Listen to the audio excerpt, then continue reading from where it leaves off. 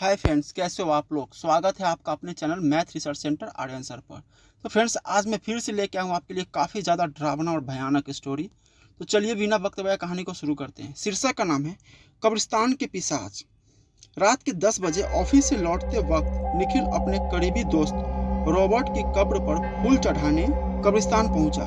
कब्रिस्तान के सामने अपनी कार पार्क करके उसने कब्रिस्तान पर एक नज़र डाली। रात के वक्त पूरी तरह सुनसान था।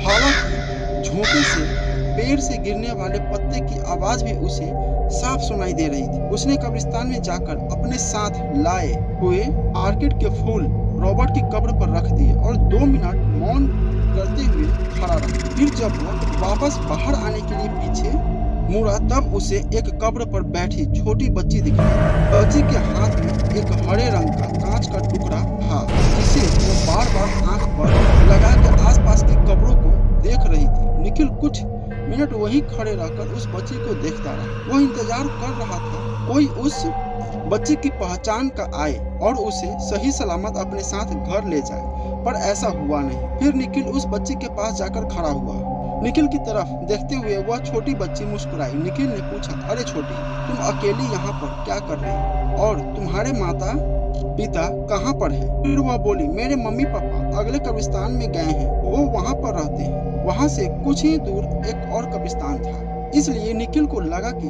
बच्ची शायद उसी कब्रिस्तान के आसपास कहीं रहती होगी। इसे शायद ठीक से पता याद नहीं होगा। फिर निखिल ने पूछा कि तुम यहाँ अकेली क्यों बैठी हो, तुम्हारे साथ कोई बड़ा नहीं है?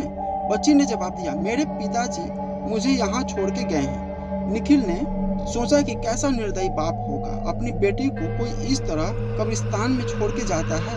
भला निखिल उस छोटी बच्ची से इतनी बातें कर रहा था, पर उसका ध्यान सिर्फ उस कांच के टुकड़े में ही था। वह बस उसमें एक आंख बंद करके इधर उधर देख रही थी। निखिल ने आखिर उस बच्ची से पूछ ही लिया कि तुम कांच में से क्या देख रही हो? उसने जवाब दिया कि इस हरे कांच के टुकड़े में मुझे गायब होने वाले लोग दिखते हैं, बहुत मजा आता है। गायब होने वाले लोग? निखिल को कुछ समझ में नहीं आया। वह बच्ची के साथ और कुछ देर खड़ा रहा, फिर उसे गोद में उठाकर कब्रिस्तान से बाहर निकल गया। चलते चलते गोद में बैठी उस बच्ची ने अपना नाम त्रिशा बताया। निखिल ने जैसे ही कब्रिस्तान के बाहर कदम रखा, उसे अचानक तेज ठंड के मौसम ने घेर लिया। उसका बदन ठंड से कांपने लगा।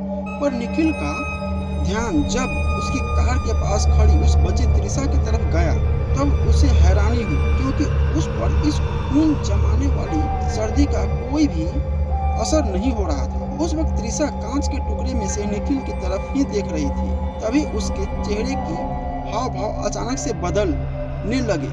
वह बोली, अंकल, आपके पीछे से कोई है। निखिल ने पीछे मुड़कर देखा, उसे कोई भी नहीं दिखा। उसे लगा कि त्रिशा शायद मजाक कर रही हो। फिर वह बोला, त्रिशा बेटा, चलो गाड़ी में बैठो, मैं तुम्हें तुम्हारे घर छोड़ देता हूँ। उसी वक्त त्रिशा बोली, अंकल, आप भी कांच से गायब होने वाले लोगों को देखो ना। निखिल बोला, मैं बाद में देखूंगा, बस तुम अब कार में बैठो। पर बच्ची ने जिद पकड़ ली कि अभी के अभी देखना ही होगा। उसकी जिद पर निखिल ने जब वह कांच का टुकड़ा अपनी आंख के सामने लाया, तब दहशत से उसकी आंखें फट पड़ी, क्योंकि उस कांच में से जब निखिल ने कब्रिस्तान की तरफ देखा था, तब उसे वो दिखाई दिया जिसे कोई भी आम इंसान अपनी खुली आंखों से नहीं देख पाता। उसे दिखा कि अभी जो कब्रिस्तान सुनसान था, कांच में से देखने पर वहाँ बहुत से लोग घूमते दिखाई दिए और उनमें से कुछ उसकी तरफ ही देख रहे थे। और जब उसी कांच के टुकड़े से उसने अपने आसपास नजर डाली, तो 3 बदसूरत जले हुए प्रेत निखिल को घेर के खड़े थे और त्रिशा की जगह उसे एक छोटा पिशाच दिख रहा था, जो उसकी तरफ देखते हुए अपनी लार टपका रहा था। यह सब कुछ उसने कुछ ही सेकंड में देखा था। वह अपने साथ गोद में किसको उठा लाया, यह सोचकर वह डर से अधमरा हो गया।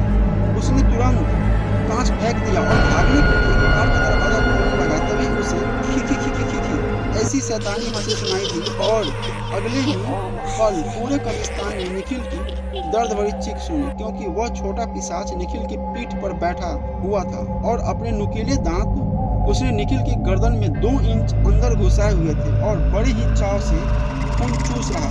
जब निखिल के शरीर का खून खत्म हुआ तब वह निष्प्राण होकर जमीन पर गिरा। फिर कब्रिस्तान से निकले चुड़ैल और प्रेतों में से उसके शरीर का मांस नोच-नोच कर खाया और अपनी भूख मिटाई। तो फ्रेंड्स, कैसा लगा स्टोरी प्लीज कमेंट करके बताइए और हमारे चैनल को सब्सक्राइब जरूर कीजिए। मिलते हैं अगले स्टोरी में।